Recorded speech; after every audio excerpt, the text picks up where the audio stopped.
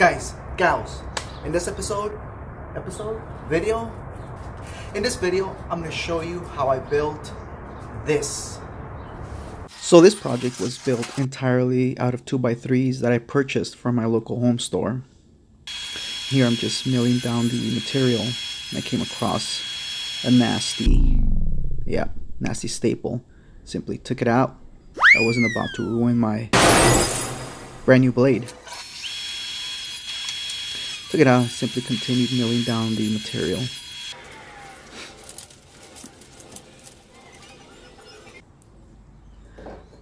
Here I'm just setting up a quick stop block, which is pretty handy when you're making repeatable cuts at the same size. And here I believe I was ripping down or cutting down the forelegs. And then up next I believe was the sides. I like to trim off the edges first to make sure you have a clean cut at each end of the board.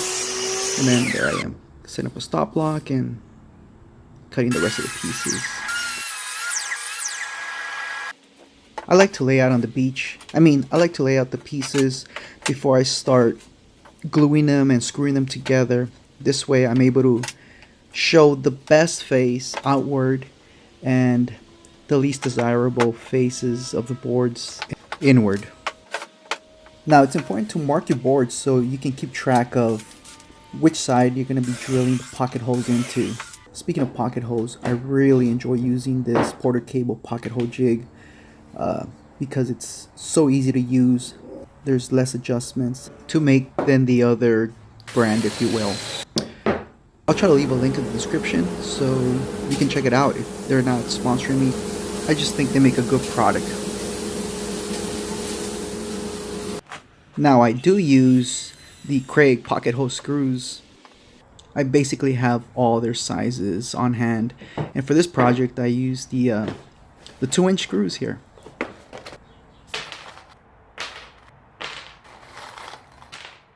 Now I know applying glue to the ends of the boards doesn't do a whole lot, but again, the strength of the joint will come from the pocket hole screws themselves. So adding glue to the ends of the boards does not hurt necessarily, just helps a little bit.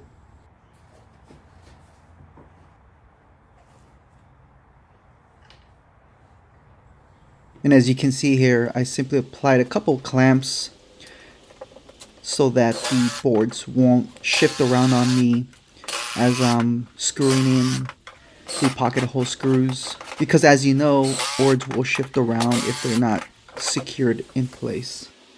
Here I'm just making sure that it's nice and square before moving on to the next side.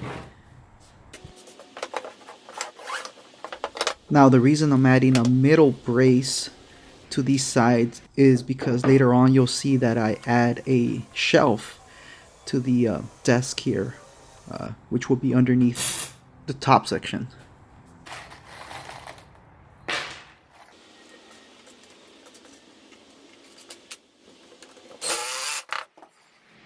Now before I started assembling the table any further, I wanted to ensure that I knocked down all the sharp edges, and I did that over on my router table, as you can see, with a 1/8 round over bit.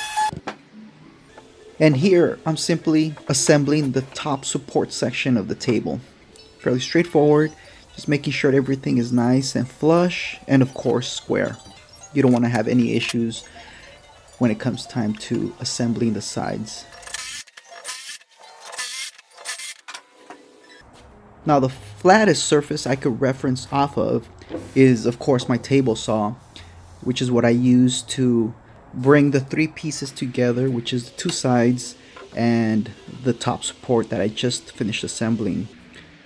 This pipe clamp helped me stabilize and keep it secure as I brought it down onto the floor and screwed it into place.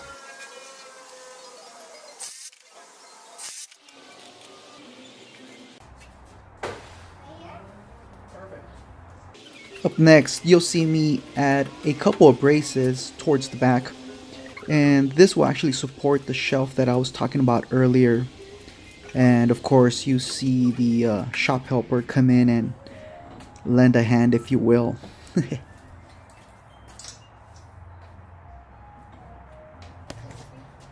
I think she just comes in to inspect the work and pretty much supervise me.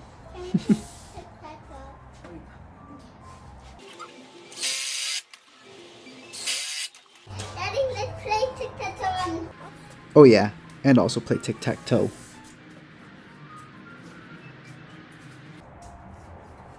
And there's a second support for the shelf, and of course the rest of the shop crew.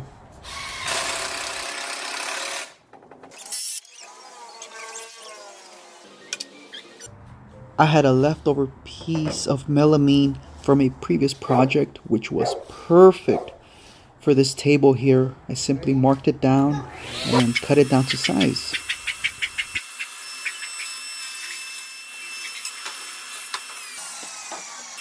The shelf that I keep talking about will be made from this 1/2 inch plywood.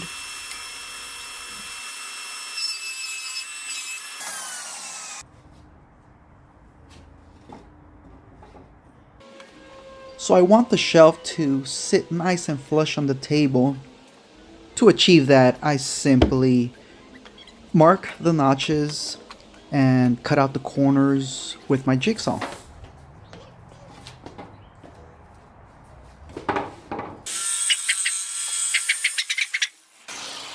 And just like that, boom, there it is.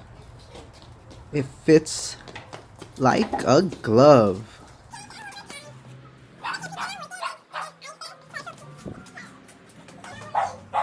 Now, something that was really bothering me was the look of the compressed wood from the sides of this table. The front was okay, it had a white strip, but the sides were totally exposed, and I decided to cover it up.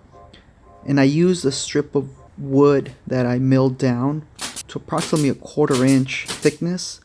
I could have used edge banding, but I really don't like edge banding. So I went ahead again and applied these strips of wood to the sides, glued them down, and I might have gone a little crazy with the clamps here, but hey, more is always better, right?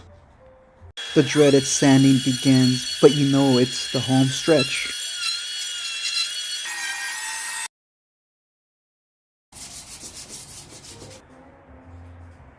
Here's one of the final steps, people. It's a great feeling because you know you're almost done with the project. After I wiped down the dust, I applied the stain with an applicator and wiped down the excess. No need for me to say anything else, just sit back and enjoy this process.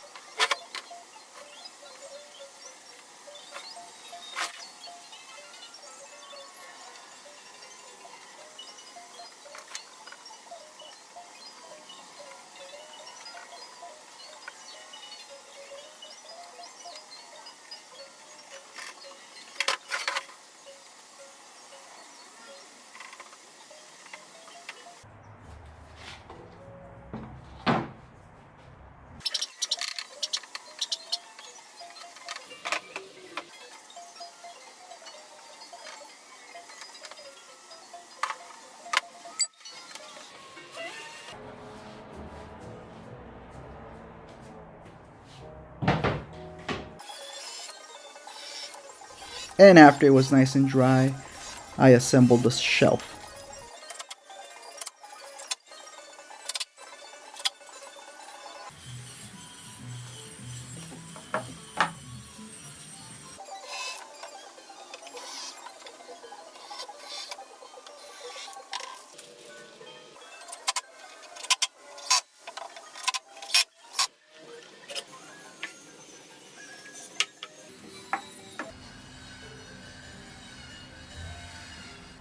And off camera, I secured the top with some L brackets.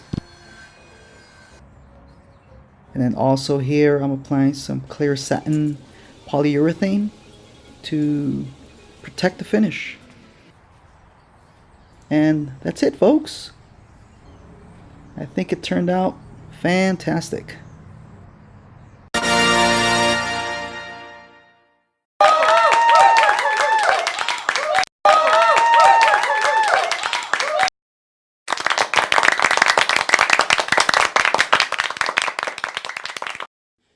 Thanks for watching.